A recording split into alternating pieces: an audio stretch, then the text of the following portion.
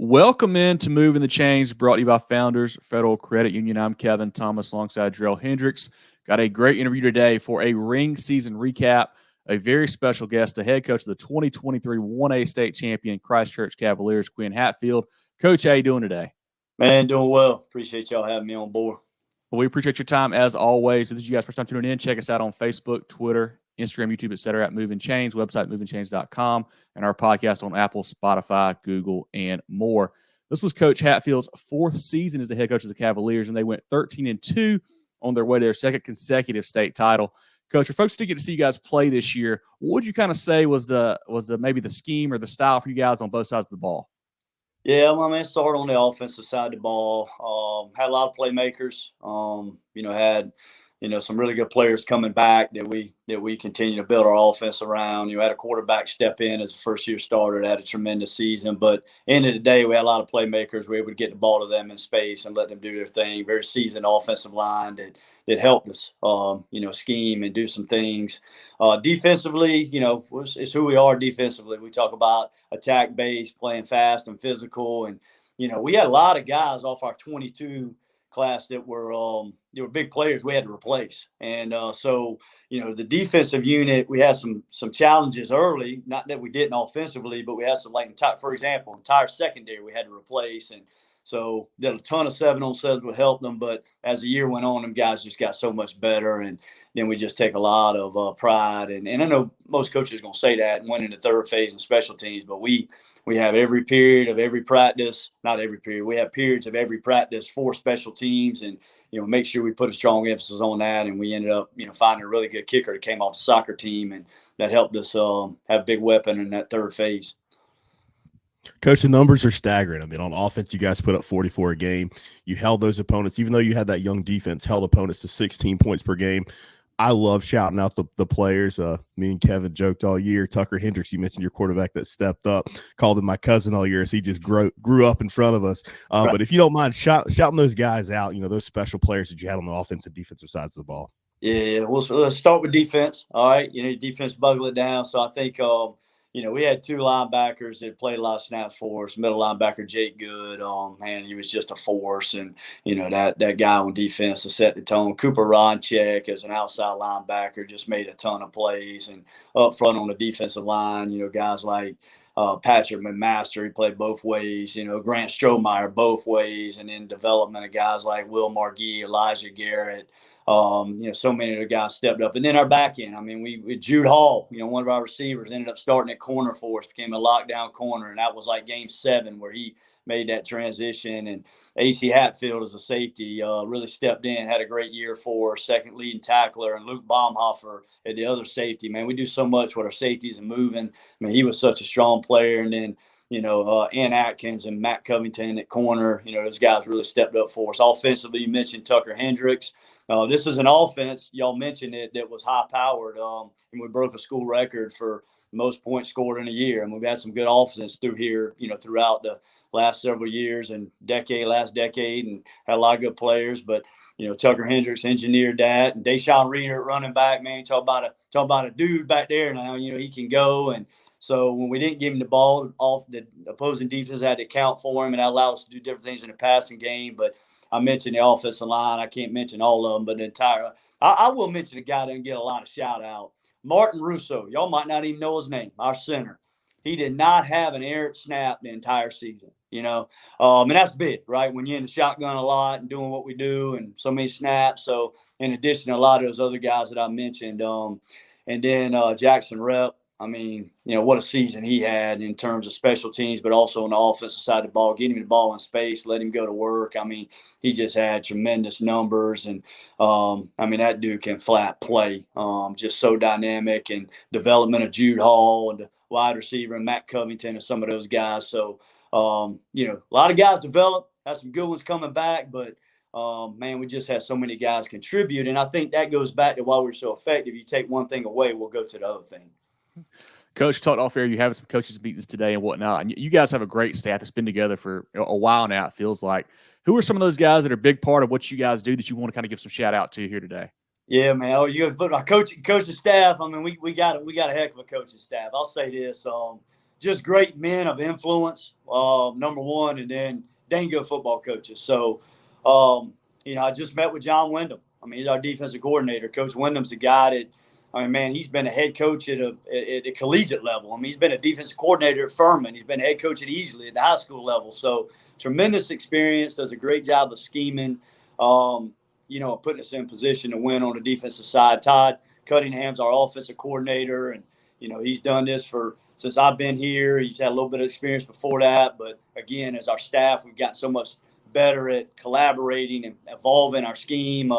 So he did a heck of a job this year running that offense. Ken Ramey, our offensive line coach. You got to have a good offensive line to be effective. So he gets those guys ready. And, Keon Talbert, the defensive line. And, man, if I don't mention one of these guys, they're going to be upset with me.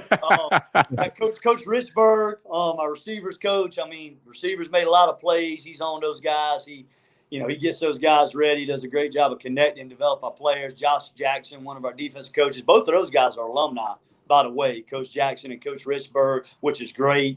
They were here and we had the heyday back in the 2015, 16, that era, 14. And then we got other guys like Tim Brown, Shatwan Reeder, Jimmy Von Wild, Luke Pipko.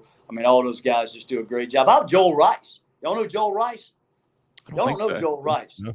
Joel Rice is our football ops guy, works for special teams, 58 years of coaching. He got his 10th state championship, and guess Two what? hands. He's 10-0 in state championship game. Got to keep pretty tough. Got to keep him around. And God, man, if I missed anybody out there, I apologize, y'all. But it's a lot of our staff, and we all work very well together. And the good thing about us, I say the good thing, it's been a blessing. I'll say that most of these guys have been around since I've been here. So when you have that coaching continuity, that just pays dividends, with regard to player development and schematics and, all of those things. I guess I got a motto for you for this all season. One for the toe. Is that what we're going to do this year? Hey, Joe Rice will like that. I'll tell him that. Yeah. Well, Coach, Coach, I know I'm getting older. I think Coach Rice is 89. He said, if you don't want me around anymore, I said, Coach, as long as I'm here, you're here, and I mean that. He's a heck of a guy, a lot of wisdom, and, dang good football guy. Before we jump into this state title run, I want to go to the off season.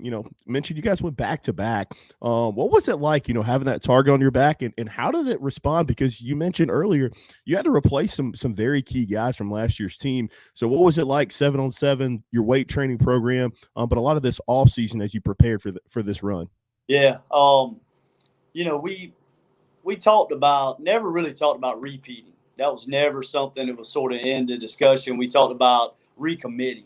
That was kind of the word. And our guys knew we had a lot of key players graduate from that 22 run. So that in and of itself kind of created a challenge. But, no, you're right. I mean, target on your back. I mean, I'm not going to give any coaches speak like that. It was a challenge. We knew everybody was coming after us. But we had a little saying this year, and it was go back, GOBAC.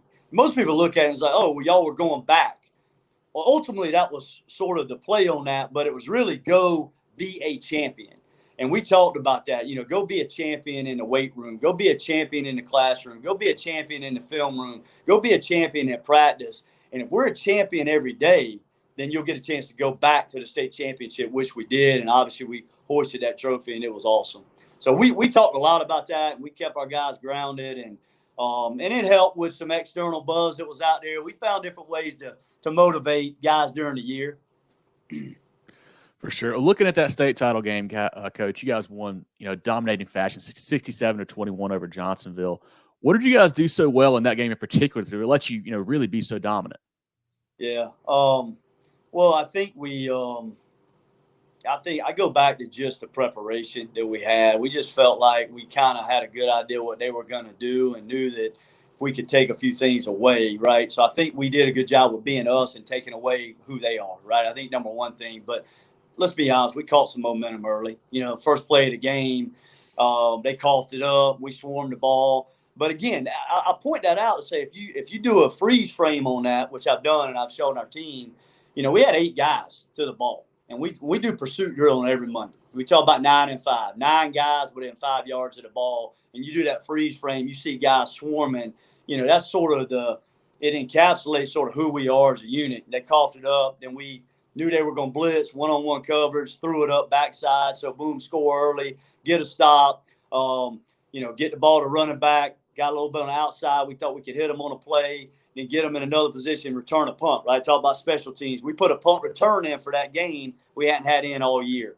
And it busted for a touchdown because you got a guy like Jackson Rebb. You got guys on special teams that, were ready for those blocks. So I think we caught momentum early, but I think at the end of the day, we were able to really exploit their weaknesses and leverage what our strengths were, and kind of did that early and got rolling. And then it was just a compounding effect. Just a great day for you guys in that state title game. Everything seemed to come together. You guys were lighting it up on offense, causing and forcing, defensive turnovers, wreaking havoc, big plays on that end, and then also the big special teams plays as well.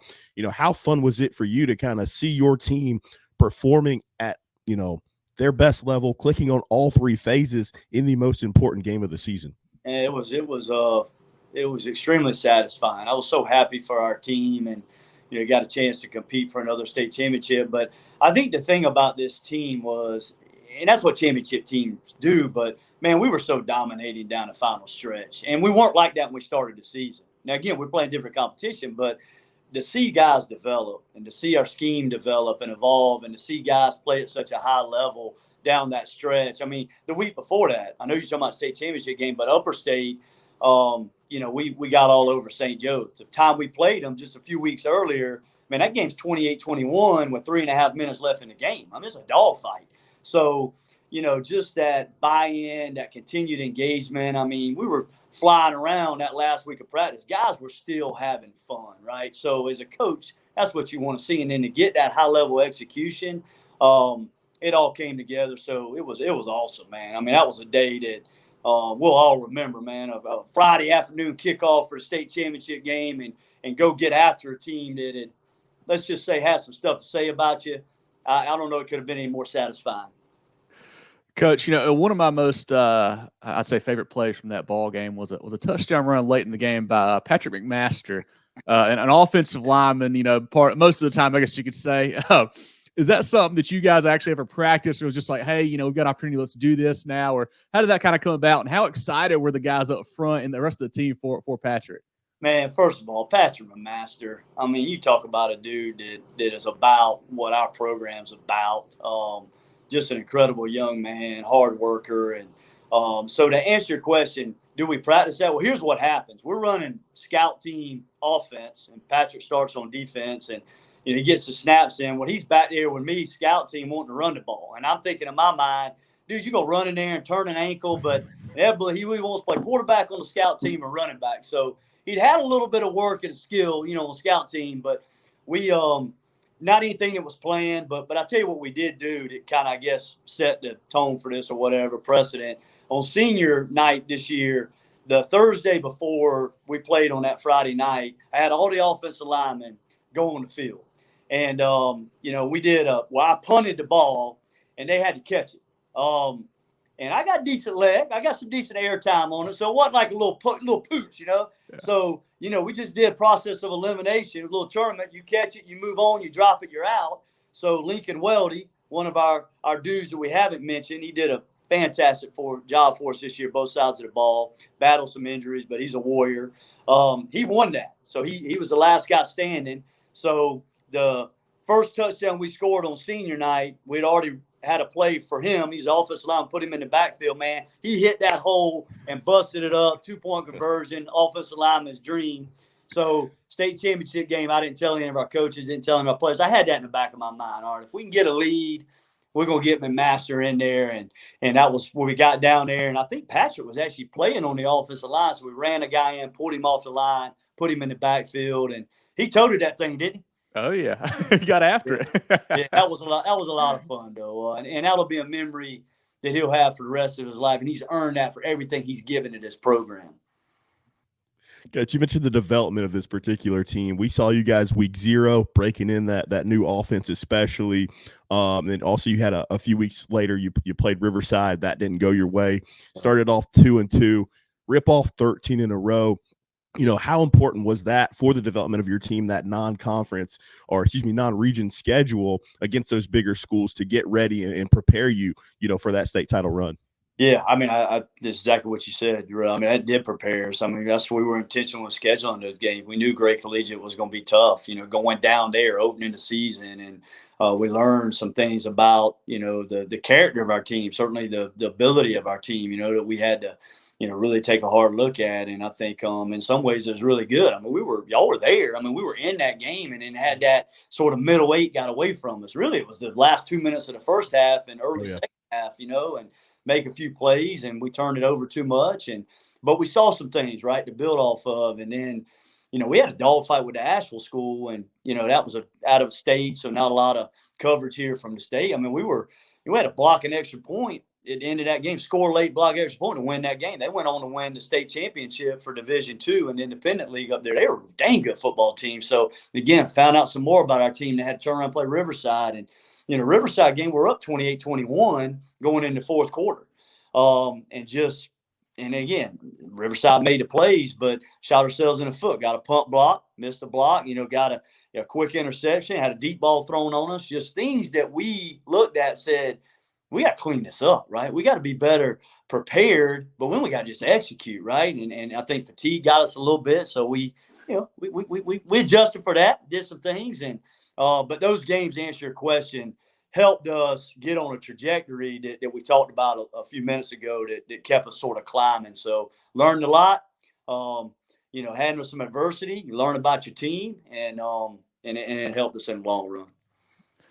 Got a couple easier ones here for you, Coach. We'll let you go. You mentioned him earlier, your son, AC Hatfield. Yeah. How special is that getting to coach him, and how much, are you enjoying going through the high school years, at the varsity level with him? Yeah, man, it's been awesome. Man, it's just he worked so hard in the offseason. He's one of them guys that probably as a sophomore could have helped us on varsity. He wouldn't have started, but we kept him on JV, and he developed, and he got an opportunity to start this year, and he earned it, and he had a heck of a year. But no, it's really cool having your son out there. And I'd coached him when he was younger, and that sort of thing. So we kind of always been around it. But going back to Coach Rice. This is really – I remember I coached Rice, how years of experience. Mm-hmm. He told me something a couple of years ago. This is when AC was playing middle school football, and he had a tough game. And, I was like, I'm going to coach him up, right? But I'm not coaching in middle school, but I'm going to coach him up. And Coach Rice just told me in the way he does things, he said, hey, remember, he's going to have a lot of coaches, but he's only got one dad. And so I've tried to keep that too. He's got a position coach. Coach Pipco coaches our safety, does a great job. Coach Wyndham coaches our defense, coaches him, right? Other coaches, I'm his head coach, but I'm also his dad, and that's tough at times. But I feel like I've, you ask me, ask my wife, she might have a different answer, but I feel like I've done a pretty good job of balancing that and just trying to enjoy that. And I think he has too, man. It's always an interesting dynamic, and but I'm very grateful for that opportunity. Coach, I'll preface this question. I am a barbecue fanatic, specifically whole hog barbecue. I was scrolling my Twitter machine, around Christmas time, and I saw that you were able to go back home to Manning. Yeah. Some say Clarendon County's the barbecue capital of the world. Right. Can you teach me how to make some whole hog barbecue? We can get you done, man. And look here, you got to invest a little bit of time. You got 24 hours, but we'll make it well worth your time. The fellowship and then the food. Yeah, we can do it. Now you just got to stay up all night. We got to really get after it, but we can do it, man. You tell me when you want to do it. I got to pick on you. That sounds great. You got any secrets or maybe some special tricks that you like to do with your pigs? Well, I'm not going to pretend like I'm the expert. I'm more there in the support role. I'll put that fire, get the coals under there. My cousins and my uncle, they're more of actually bringing the product to life. But, I can't give you the secret sauce because then, it just wouldn't be fair, I got to make the trip down there, kind of get initiated before we can do that. Exactly right. You got to earn it, Jerel. You got to earn that thing, man. I'm totally fine with it. I love it. Well, last one here for you, Coach. Obviously, you guys had a super special season, state title, 13-2. Yeah. What do you think will be kind of the one thing that you really remember from this team and from this season down the road? Probably the connection that this team had. We talk a lot about loving each other and loving to compete, and You know, this team, we just graduated some really good leaders, and that was a question mark. Who's going to step up? But the way this team just came together, and I think what I'm saying by that is it was very little complaining. You know, and that's hard in today's age. They're very little selfish. I didn't get enough tackles. I didn't get enough playing time. We just didn't really have that on this team. And I think when you have that, it just made the experience that much more enjoyable for everybody involved. So I think I'll just remember the connection, and then also the level at which this team played from where we started to where we finished, and that climb and then the finish on top of the mountain. But the start to the finish was pretty remarkable. Well, this has been great. I want everyone to go check out Coach Hatfield and the Cavaliers program on Twitter and Facebook. They do a great job sharing updates on their kids and highlights and whatnot. Definitely follow them on there. Like I mentioned, check us out on Facebook, Twitter, Instagram, YouTube, etc. at Movin Chains, movinchains.com. Podcast on Apple, Spotify, Google, and more. Movin Chains brought to you by Founders Federal Credit Union. Jerel, anything else for Coach? We'll let him go today. Coach, just congratulations. You've built quite the program there. You guys just get it done. You do it the right ways as well. So just want to say congratulations to you, that community, your coaches. You guys have great coaches on that staff, and then your players, of course. The student athletes there do a fantastic job. Looking forward to catching up with you in the offseason. And you guys are obviously going to be moving classifications, but hopefully we'll get to do this again in a year, you know, if everything falls correctly. Hey, would love to, man. Hey, appreciate everything you guys do for high school football, the coverage, and you know, it makes a difference and it matters. Well, we appreciate that, Coach. I do want to commend you. You know, last year we did this. You said, let's go ahead and put it on the calendar for next year. We'll do it again, and you know, here we are. So 2 in a row. That's pretty special. All the man. shot. We'll see if we can get 3. But congrats on back-to-back, Coach. Appreciate what you guys have done for us over the years. It's been great to get to know you and whatnot. And best of luck, and we'll chat soon. All right. Sounds good. Hey, thank y'all. Go Cavs.